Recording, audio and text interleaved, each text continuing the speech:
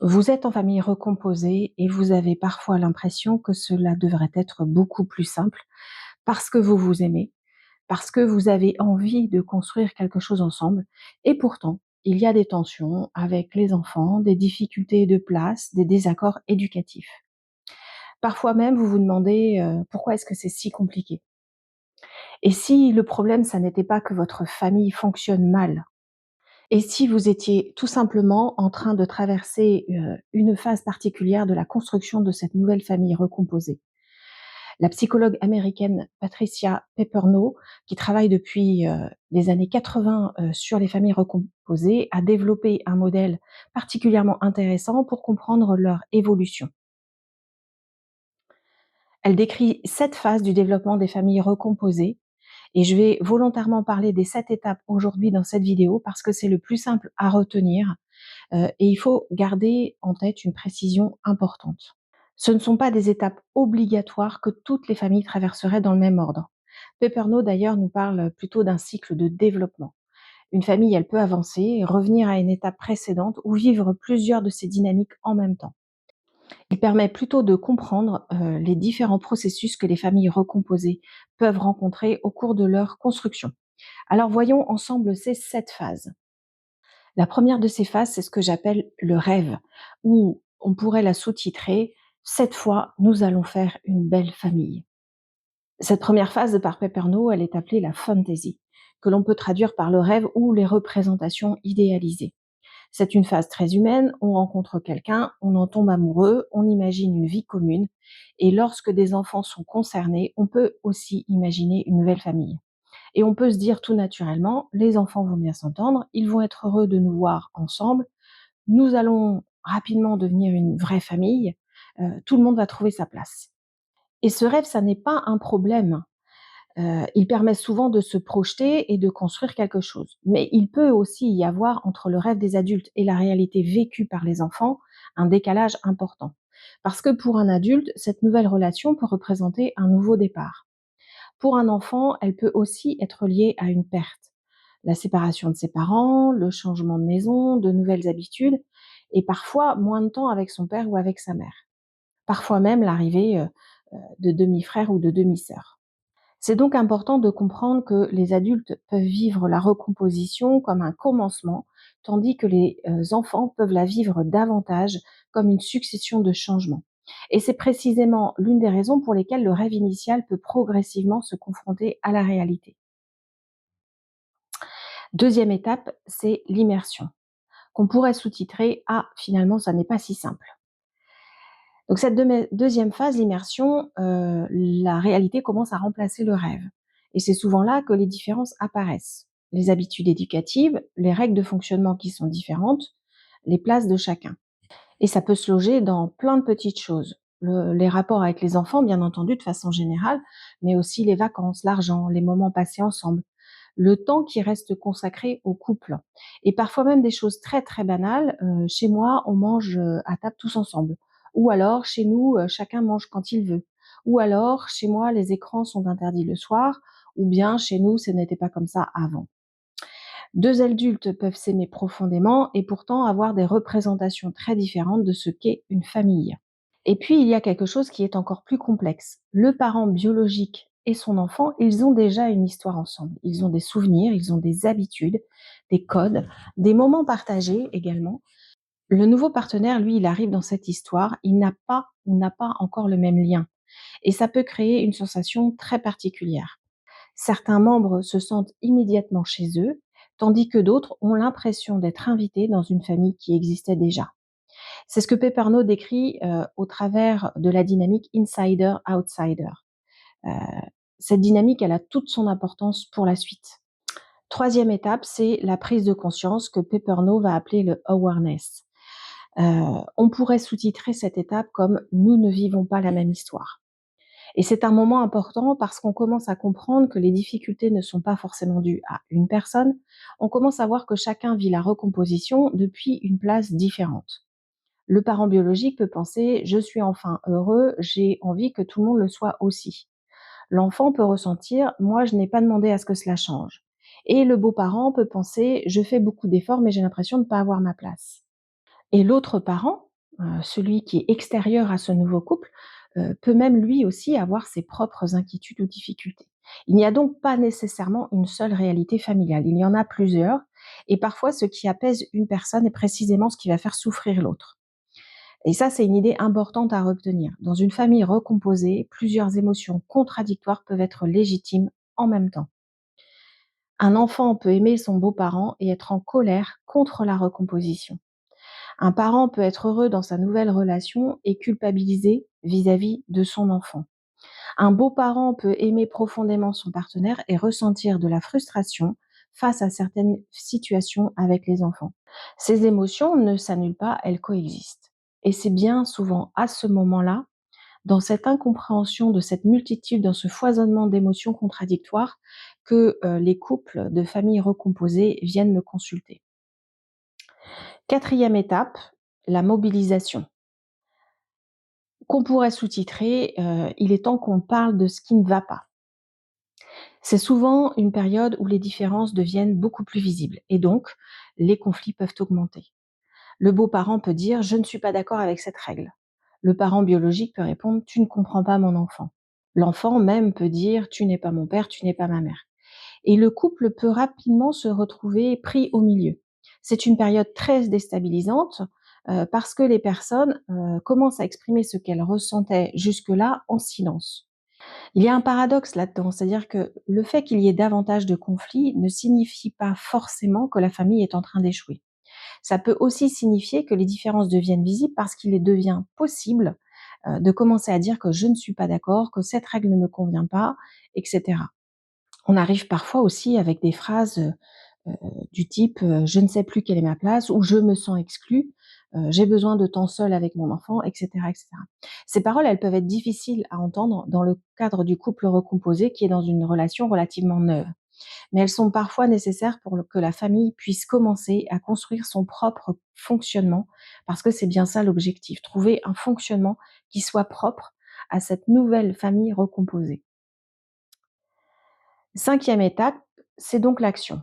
Comment allons-nous faire concrètement? Après avoir identifié les différences, bien entendu, il faut commencer à agir. Et ici, la famille va progressivement devoir inventer ses propres règles. D'ailleurs, si vous remarquez bien, ses propres règles, elles sont déjà inventées dans la famille initiale, hein, dans le couple initial, avant l'arrivée de l'enfant. Et ces règles, elles se mettent en place aussi à l'arrivée de l'enfant. Mais comme c'est notre enfant à nous deux, bien souvent, cela met moins en jeu de situations de conflictualité. Ou en tout cas, les partenaires ne sont pas pris dans un conflit de loyauté, moi avec mon partenaire ou moi avec mon enfant. C'est ce qui se passe dans les familles recomposées, puisque comme je vous l'expliquais tout à l'heure, il y a la notion d'insider-outsider. L'insider, c'est le parent avec son enfant biologique qui a déjà créé une relation avec son enfant avant l'arrivée du beau-parent, qui lui est l'outsider. C'est bien une question de système d'appartenance qui se percute. Et donc ces systèmes d'appartenance qui se percutent vont devoir trouver des nouvelles règles communes qui vont convenir à tout le monde pour créer un système d'appartenance englobant les différents membres de cette famille recomposée. Et c'est là où il y a besoin de beaucoup de créativité dans l'action. Oui, la famille recomposée va devoir inventer ses propres règles. Parce qu'une famille recomposée, elle ne peut pas simplement reprendre le fonctionnement de la famille précédente par ajout successif. Il faut décider qui pose les règles, quel rôle le beau-parent prend-il, quelle place conserve le parent biologique, comment organise-t-on le temps de couple, comment préserve-t-on le temps parent-enfant qui reste nécessaire quoi qu'on en dise, comment accueille-t-on les différences entre les enfants et comment gère-t-on les relations avec l'autre parent. Tout ça, vous le voyez, c'est un vrai travail de remise en question personnelle et notamment pour les parents. Peut-être il y a des règles qui vont rester communes et peut-être il y a certaines règles qui vont être différentes d'une fratrie à l'autre. C'est là que le modèle de Pepperno est particulièrement intéressant. Il ne s'agit pas de créer immédiatement une famille dans laquelle tout le monde aurait exactement la même place. Il s'agit plutôt de construire une organisation dans laquelle chacun peut avoir une place suffisamment sécurisante. Et parfois, cela implique d'accepter que le beau-parent ne joue pas immédiatement un rôle parental équivalent à celui du parent biologique. La relation avec l'enfant peut d'abord avoir besoin de se construire. Oui, parce que ça n'est pas parce que vous avez choisi un nouveau partenaire que votre enfant l'a également choisi. Il a besoin de créer cette relation d'attachement avec ce beau-parent. Autrement dit, on pourrait dire qu'avant l'autorité, il doit y avoir un besoin de mise en lien.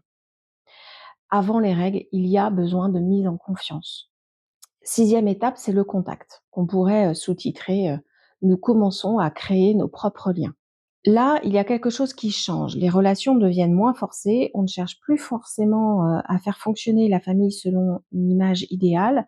On commence simplement à créer des relations réelles.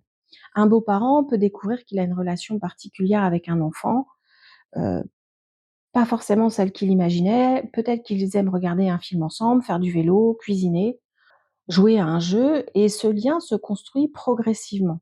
Il n'a pas besoin d'être imposé. C'est un point particulièrement important. On ne peut pas décréter une relation affective. On peut créer des occasions de rencontre, on peut être disponible, on peut être respectueux et on peut apprendre à connaître l'autre. Mais on ne peut pas obliger un enfant à aimer son beau-parent. De la même manière, on ne peut pas obliger un beau-parent à ressentir immédiatement la même chose qu'un parent biologique. Les liens ont leur propre rythme. 7e étape, la résolution, qu'on pourrait sous-titrer Nous avons trouvé notre manière d'être une famille. C'est la dernière phase, mais attention, ça ne signifie pas que tout devient parfait.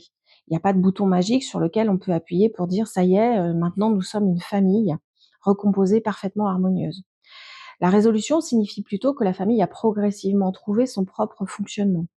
Les rôles sont plus clairs, les attentes sont plus réalistes, les relations sont plus prévisibles, les enfants ont davantage de place et le couple peut mieux protéger sa relation.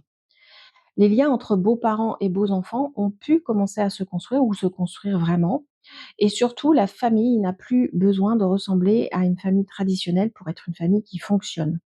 Elle a créé sa propre identité, ses propres habitudes, ses propres rituels, sa manière de vivre ensemble. Mais comme je l'indiquais en introduction, ces 7 phases ne sont pas une ligne droite. C'est peut-être la précision la plus importante de cette vidéo. Quand je vous parle de 7 étapes, il ne faut pas imaginer qu'on passe de 1, 2, 3, 4, 5, 6, 7 et ça y est, c'est terminé, tout est harmonieux. Ce n'est pas ainsi que fonctionne une famille.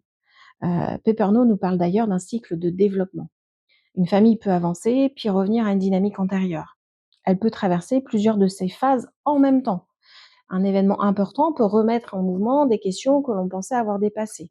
Par exemple, un adolescent qui grandit, un déménagement, une nouvelle naissance, un changement de mode de garde, un conflit avec l'autre parent. Quelque chose qui semblait réglé peut redevenir difficile et cela ne signifie pas nécessairement que la famille a échoué. Cela peut simplement signifier qu'elle doit réajuster son fonctionnement à une nouvelle réalité. C'est pourquoi je parle plutôt de phases plutôt que d'étapes obligatoires. Ces 7 phases, elles constituent surtout une grille de lecture. Elles permettent de se demander qu'est-ce qui est en train de se jouer entre nous dans notre famille aujourd'hui. Alors, où est-ce que vous en êtes? Si vous êtes dans une famille recomposée, je vous propose de réfléchir à ces différentes questions. Êtes-vous toujours dans le rêve d'une famille idéale? Êtes-vous plutôt dans cette phase où les différences deviennent très visibles? Ou commencez-vous à prendre conscience que chacun vit cette situation différemment? Êtes-vous dans une période de conflit et de négociation? Êtes-vous en train d'inventer votre propre fonctionnement? Ou certaines relations commencent-elles tout simplement à se construire à leur propre rythme? Peut-être que vous avez déjà trouvé un nouvel équilibre, il n'y a pas de bonne réponse. Et surtout, il n'y a pas de calendrier universel. En conclusion, j'ajouterais que une famille recomposée, ça n'est pas une famille traditionnelle à laquelle on aurait ajouté simplement quelques personnes. C'est une réelle nouvelle configuration familiale, avec des histoires antérieures, des liens qui existent déjà, des liens qui restent à construire, des pertes, des loyautés et des places différentes. Et c'est justement pour ça que cette construction peut prendre du temps. Alors, si votre famille recomposée traverse actuellement une période difficile, peut-être que la première question n'est pas qu'est-ce qui ne va pas chez nous, mais plutôt qu'est-ce qui est en train de se construire et qu'est-ce qui est en train de se jouer dans notre famille aujourd'hui. Et c'est ce que le modèle de Patricia Peperno permet de comprendre notamment. Dans une prochaine vidéo, je vous parlerai aussi des 5 défis structurels particulièrement importants dans les familles recomposées. Si vous ne voulez pas manquer cette vidéo, n'hésitez pas à vous abonner pour être prévenu de sa parution. Parce que comprendre les phases de développement d'une famille recomposée, c'est une chose, mais comprendre pourquoi certaines difficultés sont presque structurelles dans ces familles, c'est encore autre chose. Je suis Virginie Dion, thérapeute de couple dans la région d'Angers. Merci de votre écoute et à bientôt.